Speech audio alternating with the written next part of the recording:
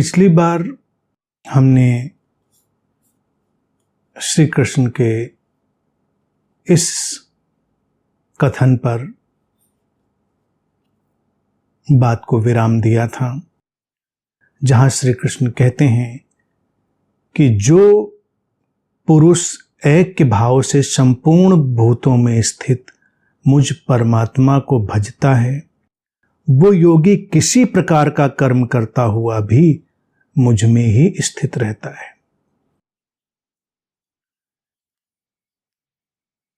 तात्पर्य श्री कृष्ण का सीधा सपाट कि जब कोई उस अंतर संबंधित जीवन के साथ जुड़ गया है, लयबद्ध हो गया है, वही ऐक्य भाव है और परमात्मा को भजता है, अर्थात निरंतर अपने उस विराटता को, अपने उस समग्र स्वरूप को, अपने अंतर संबंधित स्वरूप को जानता है।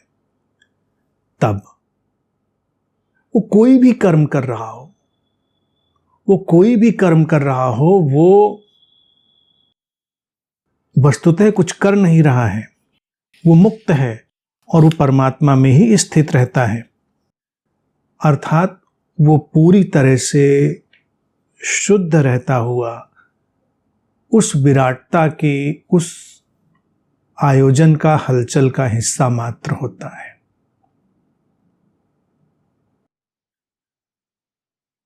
कुछ भी करने का जो श्री कृष्ण यहां पर आशय हमारे सामने रखा, वो बड़ा सुंदर है। अन्यथा लोगों को लगता है कि परमात्मा में स्थित व्यक्ति कौन होगा? जो कोई विशेष काम कर रहा होगा, जिनको वो धार्मिक, आध्यात्मिक समझता है, जिनको वो पवित्र समझता है, जिनको वो परमात्मा के कृत्य समझता है। लेकिन परमात्मा का कृत्य तो सब कुछ है। इस संसार में ऐसा क्या है जो परमात्मा का कृत्य नहीं है? कभी सोच कर देखें। सभी कुछ तो, ऐसा कुछ भी तो परमात्मा से अलग नहीं है, क्योंकि जब हम कहते हैं कि सारी अभिव्यक्ति उसी की है, तो फिर कोई भी कर्म की संरचना हो, कोई भी स्ट्रक्चर हो कर्म का, वो परमात्मा से रहित कैसे हो सकता है? परमात्मा मैं ही है। यहां पर कोई छोटा बड़ा कृत्य नहीं रह जाता। ये बात भी अपने में बड़ी मूल्यवान, क्रांतिकारी, रूपांतरित करने वाली, लोगों को मुक्त करने वाली और उनको मनुष्यता के उच्चतर मूल्यों में स्थापित करने वाली है। क्योंकि जब हम कृत्यों का विभाजन नहीं करते, हम उस ऐक्य भाव में, उस समग्रता के साथ हम लयबद्ध हो जाते हैं, तो ऊंच नीच का, किसी भी तरह के विभाजन का, विभेद का कोई मतलब नहीं रह जाता।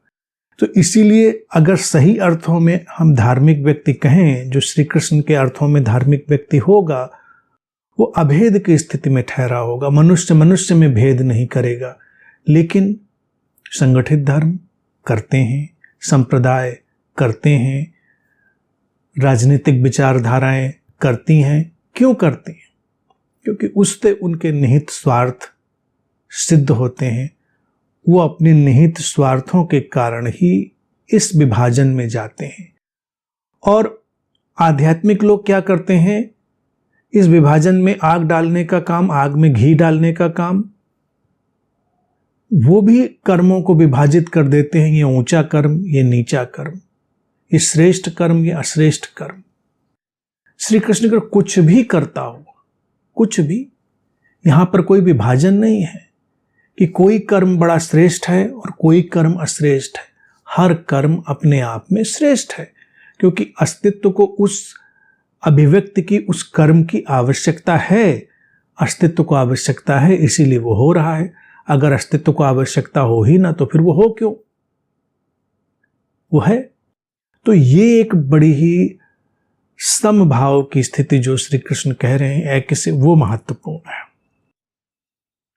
आगे श्री कृष्ण कहते हैं, हे अर्जुन, वो योगी परम श्रेष्ठ है जो सभी भूतों में स्वयं को देखता है तथा सुख दुख दोनों को समभाव से देखता है। अब श्री कृष्ण यहां पर जो बात कह रहे हैं बड़ी कम शब्दों में और बड़ी सटीक बात, परम श्रेष्ठ योगी तो क्या अश्रेष्ठ योगी भी होता है? श्री कृष्ण की दृष्टि से देखेंगे तो हाँ, अश्रेष्ठ योगी उसको कहेंगे जो योगी होने की किसी मान्यता, योगी होने की किसी धारणा से ग्रस्त होगा। है नहीं वो उस अंतर संबंधित जीवन में प्रवेश नहीं कर पाया है, लेकिन मानता है अपने आप को, जैसे तमाम लोग अपने को आध्यात्मिक मानते हैं, धार्मिक मानते हैं। वो मानता है, बस ये मानने का विषय नहीं है कि हम माने।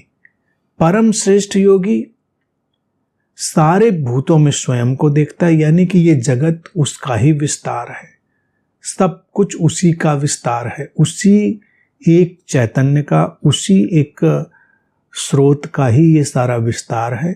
जब ये सारा विस्तार उसी का है तो स्वयं को देखना वही बात हो गई। स्व और सर्व का भेद, यानी कि इंडिविजुअल और इंडिविजिबल, जो विभाज्य और अविभाज्य है, इनके भेद को जो मिटा देता है वो परम श्रेष्ठ योग। तो श्रेष्ठता और अश्रेष्ठता यहां पर तथ्यात्मक है, जजमेंटल नहीं है। कई बार बुद्धों की बात सुनते हुए लोगों को लगता है क्या ये जजमेंटल है, उन्होंने श्रेष्ठ क्यों कहा, अश्रेष्ठ क्यों कहा, उन्होंने तो विभाजन कर दिया। नहीं, विभाजन नहीं किया है, उन्होंने एक इशारा किया है और उसको समझा जाए तो बात स्पष्ट हो जाएगी। और उनकी श्रेष्ठता और अश्रेष्ठता का विभाजन बड़ा ही मनोवैज्ञानिक और मानसिक है। आम व्यक्ति जब विभाजन करता है तो वो व्यक्ति को ऊंचे और नीचे की दृष्टि से देखता है, वो व्यक्ति को ही विभाजित करने लगता है, वो उस व्यवस्था को या उस समझ की धारा को समझने की कोशिश नहीं करता, वो व्यक्ति को ही श्रेष्ठ और अश्रेष्ठ बना देता है। श्री कृष्ण कह रहे हैं कि व्यक्ति श्रेष्ठ अश्रेष्ठ नहीं है, समझ का विकास होता है। अगर वो अंतर संबंधित समग्र जीवन की समझ आ गई है तो श्रेष्ठ योगी हो गया है, नहीं आई है, व्यक्ति किसी कल्पना में, धारणा में है, तो वो अश्रेष्ठता की यात्रा होगी। तो सारी बातें यूं देखा जाए समझ का एक चरम विकास है। और जब ऐसा हो जाएगा तब क्या होगा? श्री कृष्ण कहते हैं कि वो सुख दुख में सम होगा, सुख दुख में सम्यक होगा, बैलेंस्ड होगा, असंतुलित नहीं होगा। सुख की लहर उसको कंपित नहीं करेगी, दुख की लहर उसको कंपित नहीं करेगी। ये सब लहरें आएंगी, जाएंगी, चली जाएंगी। सुख दुख को वो एक वर्तुल की तरह देखेगा, जय पराजय को वो एक वर्तुल की तरह देखेगा। ये चक्र है, घूम रहा है, स्थायी नहीं है।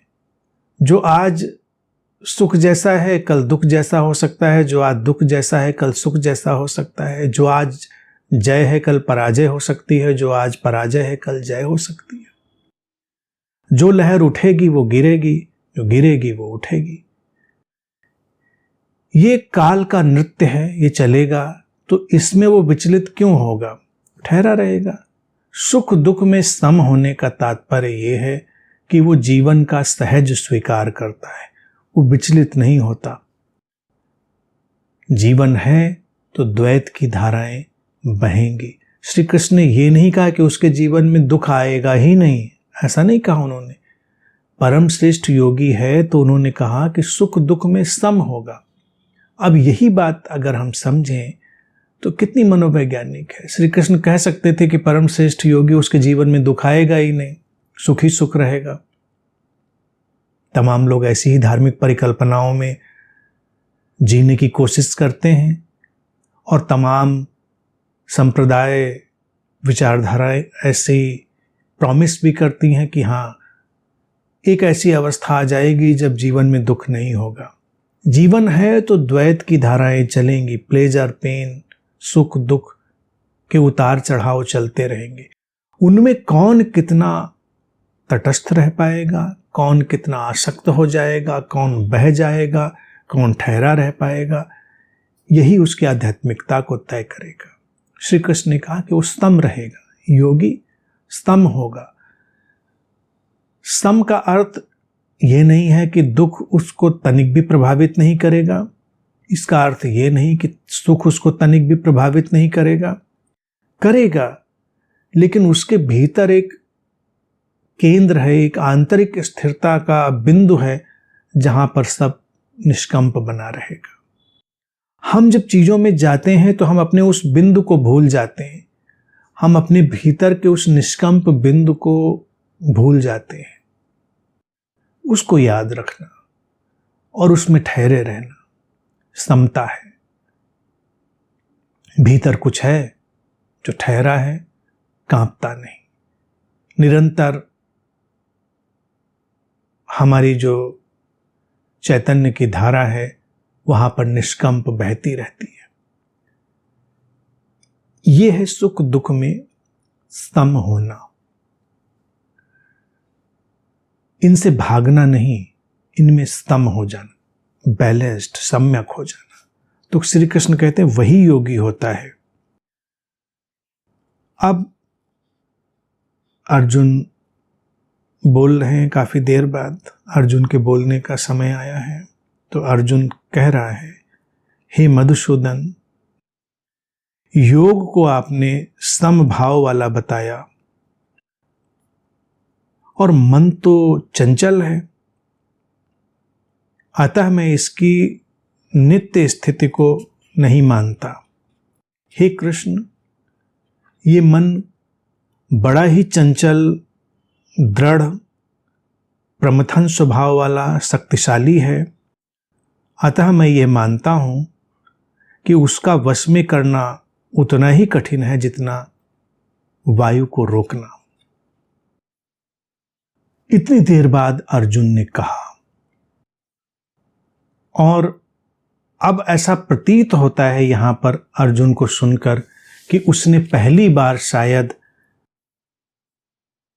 कृष्ण की बातों को ठीक से सुना, उन पर उसने कुछ अपने भीतर मनन किया और उसने देखा उसके भीतर क्या चल रहा है, इसको उसने देखा और तब उसने कहा, और उसकी अपनी सोच भी बड़ी सशक्त है। प्रश्न में अभी देखिए वो झलकती है।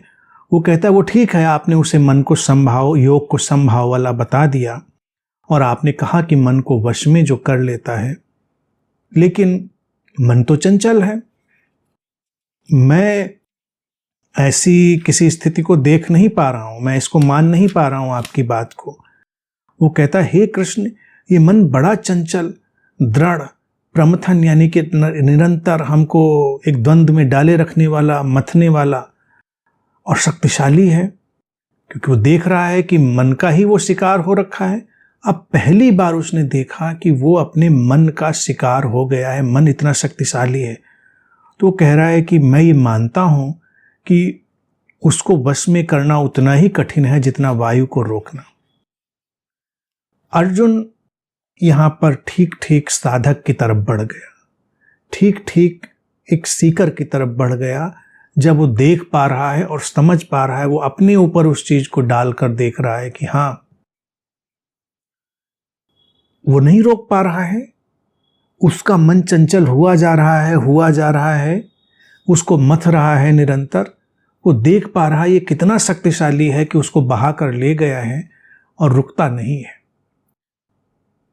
तो यहां पर ये अच्छी बात आई कि अर्जुन शास्त्रों को पढ़ा हुआ व्यक्ति है, शास्त्रों को अभी तक कोट करता रहा है और श्री कृष्ण के साथ निरंतर वार्तालाप में है। तो ये बड़ी सुंदर स्थिति है और ये गुण ही उसको श्री कृष्ण के निकट लाया होगा जब उनसे संवाद कर पा रहा है, क्योंकि वो अपनी तरफ देखकर बोल रहा है।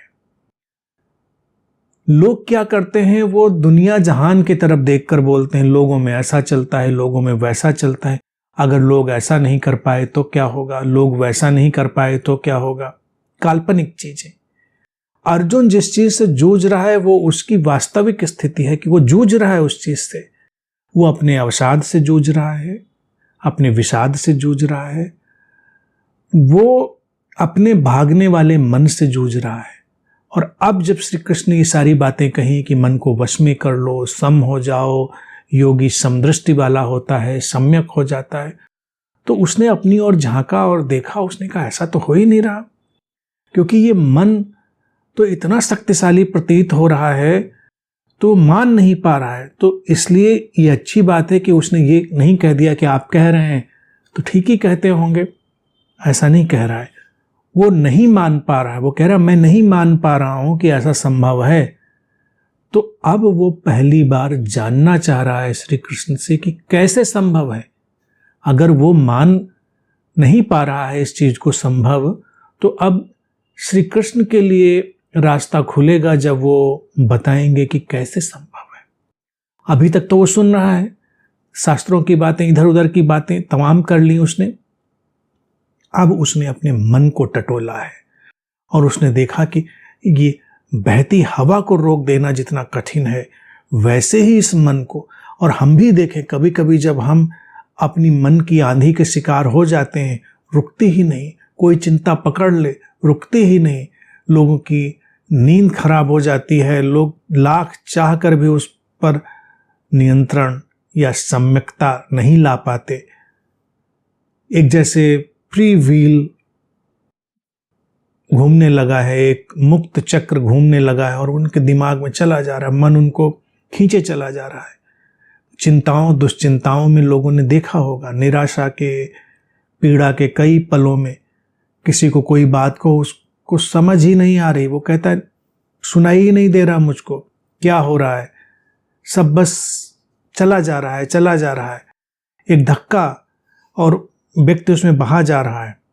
तो अर्जुन ने भी अंतर अवलोकन किया, इंट्रोस्पेक्शन किया, और उसने देखा कि सचमुच में वायु को रोक दे जितना मुश्किल है, वैसे ही तो कृष्ण बोले जा रहे हैं, मैं सुन रहा हूं, मैं कांपता जा रहा हूं, मेरे अंग शिथिल हुए जा रहे हैं, मैं कुछ कर ही नहीं पा रहा हूं। मन बहुत चंचल है और बहुत शक्तिशाली है, क्योंकि अर्जुन योद्धा है, शक्तिशाली है, और वो देख रहा है निरुपाय हो गया है, अशक्त हो गया है, असहाय हो गया है, कुछ कर ही नहीं पा रहा है, मुंह सूख रहा है, चित्त बिल्कुल धुआं धुआं हो गया है। क्यों? क्योंकि ये मन जो निरंतर मथ रहा है, ये उसके नियंत्रण के बाहर हो गया, वो कुछ नहीं कर पा रहा है। ये देख लेना बड़ा शुभ है। व्यक्ति अक्सर इसको देख नहीं पाता और सोचता नहीं सब ठीक है, सब ठीक है, और तब उसको समाधान नहीं मिलता। अर्जुन ने देखा, इसलिए उसके मार्ग में अब समाधान आएंगे। आगे श्री कृष्ण कहते हैं, हे महाबाहु, मन निसंदेह चंचल है और कठिनाई से वश में आने वाला है, परंतु हे कौन्तेय, अभ्यास एवं वैराग्य से वो वश में होता है। कह रहे हैं कि बात तुम्हारी ठीक है। अब श्री कृष्ण देखो उसके अनुसार बात करने लगे। अब वो उसके धरातल पर मित्रवत आ गए। कह रहे मन निसंदेह चंचल है, कठिनाई से वश में आता है। ऐसा थोड़े मैं कह रहा हूं कि तुमने सोचा और मन वश में हो गया, परंतु हे कौन्तेय, अभ्यास और वैराग्य भाव से वो वश में होता है। उन्होंने ये एल्केमी, ये कीमिया बता दी, सूत्र दे दिया क्या मन को वश में। और वश की बात तो पहले बता आए हैं। वश का अर्थ है मन के साथ मैत्री साध लेना, मन के साथ लड़ना ही मन का शिकार हो जाना है। मन से मैत्री साध लो, मन वश में हो गया। और मैत्री कैसे सधेगी?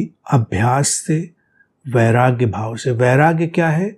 आर्ट ऑफ डिटैचमेंट, विरक्ति की कला। वैराग्य घर संसार से भाग जाना नहीं है, वैराग्य कुछ क्रियाओं से भाग जाना नहीं है। वैराग्य है तटस्थता को सीखना। डिटैचमेंट, विरक्ति क्या है? जब हम आसक्त नहीं है, जब चिपके हुए नहीं हैं किसी चीज से।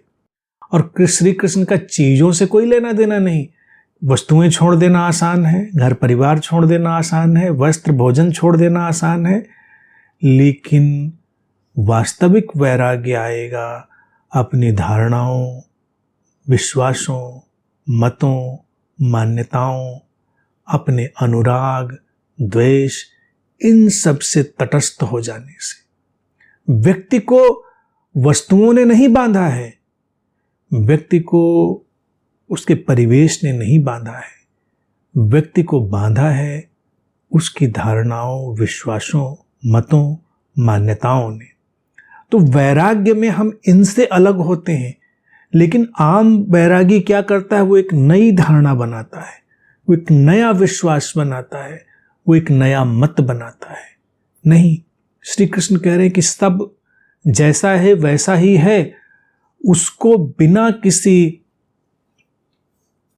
धारणा के देखना प्रारंभ करो तो वैराग्य आएगा।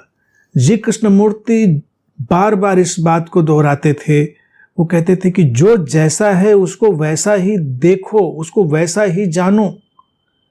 अब जो जैसा है वैसा ही, कई लोग हम वैसा ही तो जान रहे हैं।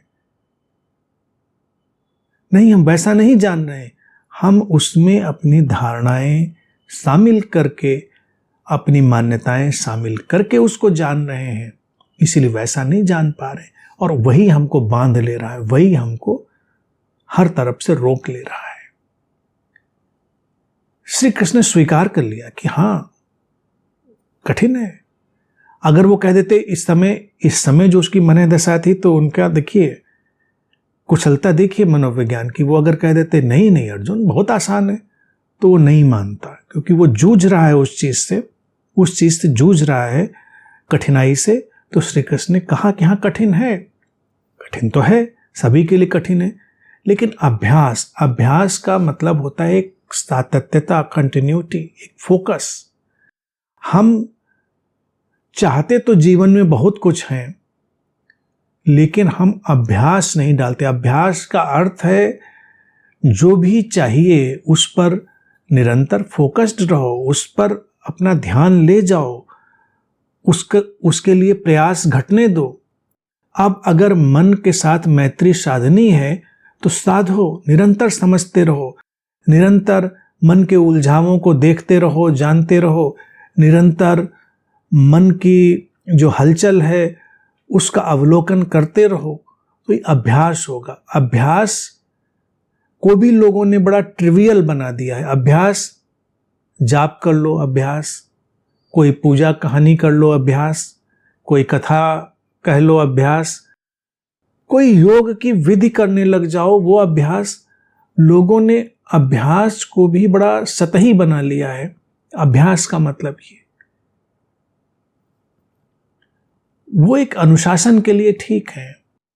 मान लो कोई व्यक्ति ध्यान में जाना चाहता है और रोज आधा घंटा 1 घंटा शांत होकर बैठना चाहता है, तो शुभ है, उसमें कोई बुराई नहीं, क्योंकि वो शारीरिक मानसिक अनुशासन के लिए एक जमीन तैयार कर देता है। लेकिन वो सोचे कि बस वो आधा 1 घंटा बैठा, काम खत्म, उपद्रव जारी, तो अभ्यास नहीं कर रहा है वो।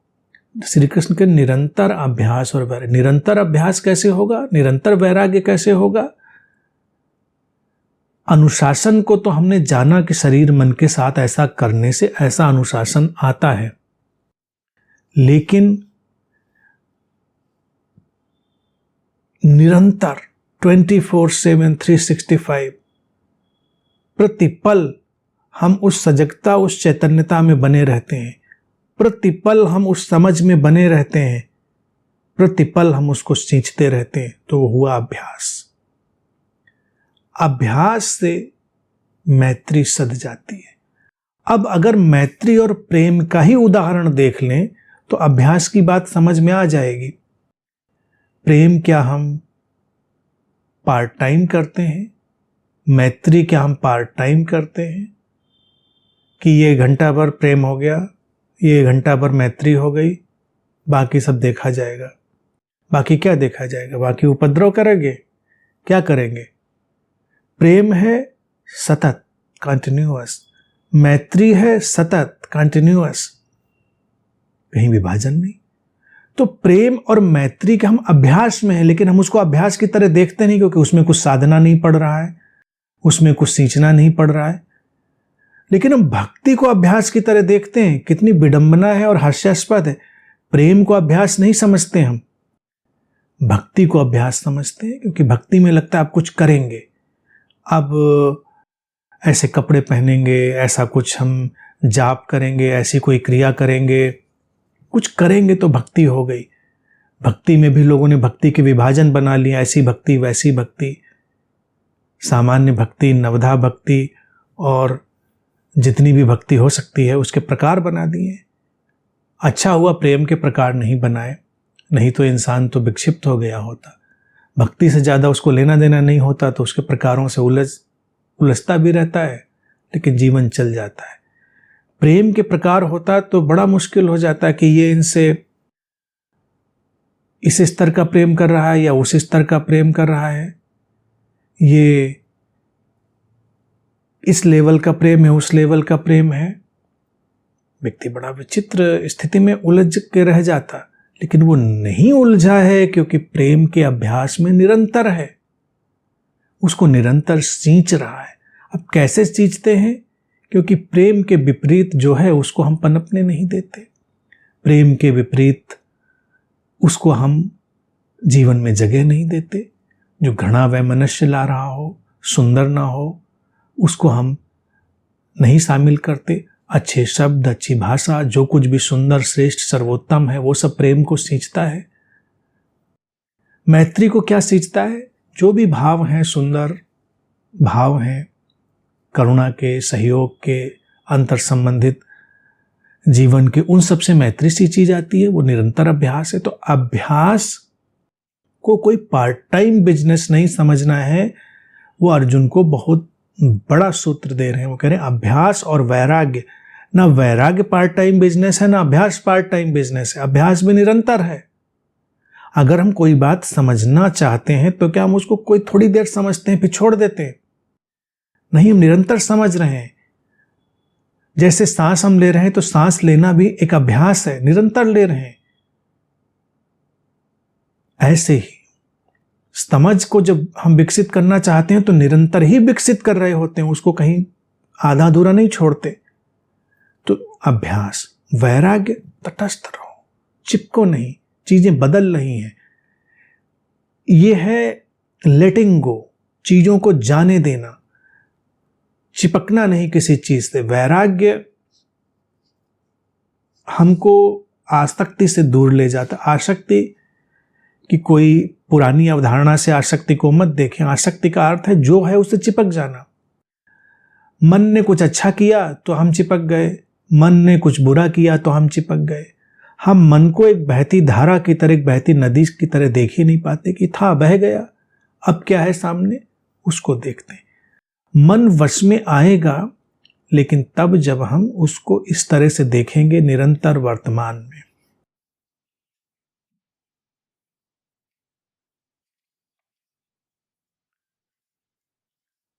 आगे श्री कृष्ण कहते हैं, जिसका मन अपने वश में नहीं है, ऐसे पुरुष के लिए योग अप्राप्य है।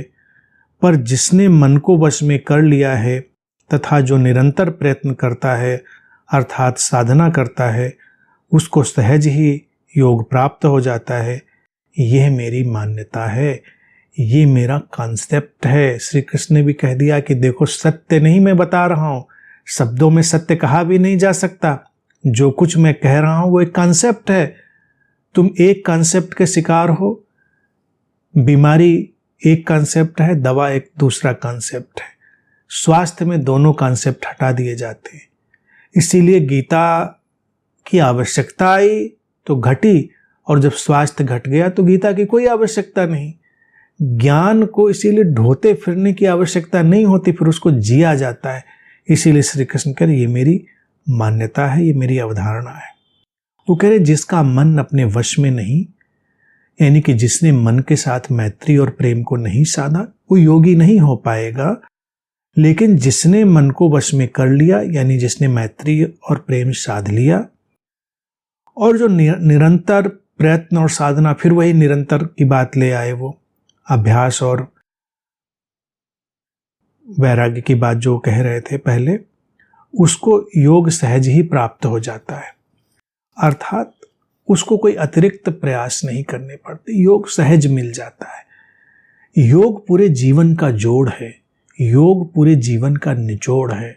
वो कोई जीवन में अलग से जोड़ी गई गतिविधि नहीं है। पूरा जीवन जब श्रेष्ठता की यात्रा में चला जाता है, पूरा जीवन जब अंतर संबंधित जीवन के सुगंधित स्वरूप से भर जाता है, आलोकित स्वरूप से भर जाता है, तो वो योग होता है। योग इसी शरीर मन में उस परम समझ का खिल जाना है, अलग से जोड़ी गई कोई चीज नहीं। श्री कृष्ण का योगी ऐसा योगी नहीं है कि वो कुछ अलग क्रियाएं करता है, वो जीवन के जोड़ में है। इसीलिए श्री कृष्ण ने कहा कि ये मेरा कंसेप्ट है, मेरी मान्यता है। पहले मैत्री और प्रेम को साधो और निरंतर अभ्यास साधना में रहो, वैराग्य में रहो।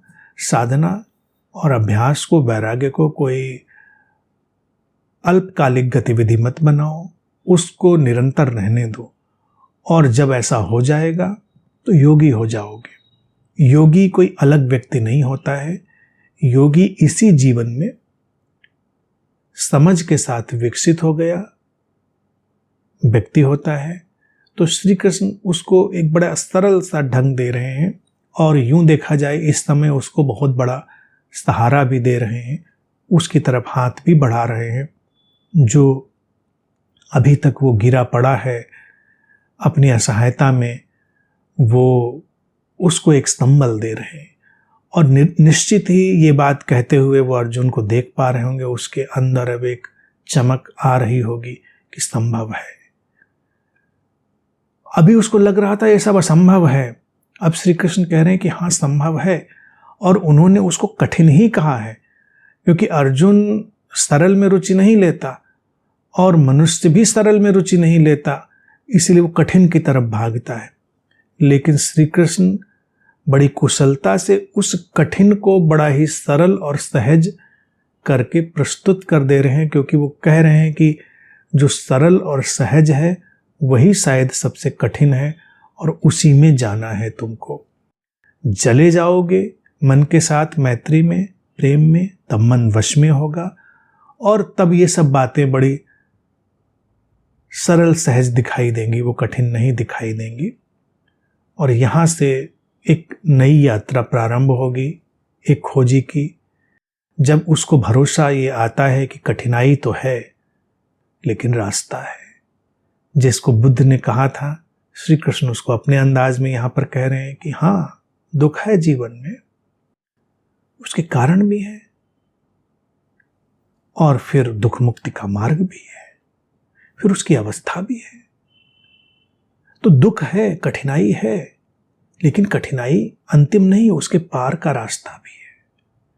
तो ये यहाँ पर उन्होंने उसको एक संबल दिया है, और ये निश्चित ही बहुत कारगर होने वाला है, और सभी के लिए कारगर है। निरंतर अभ्यास, निरंतर वैराग्य, अर्थात अपनी किसी धारणा, मान्यता, विश्वास मत से चिपकना नहीं, जीवन को बहने देना, तरोताजा रहने देना, वर्तमान में ठहरना, और अंतर संबंधित जीवन के साथ खिलना।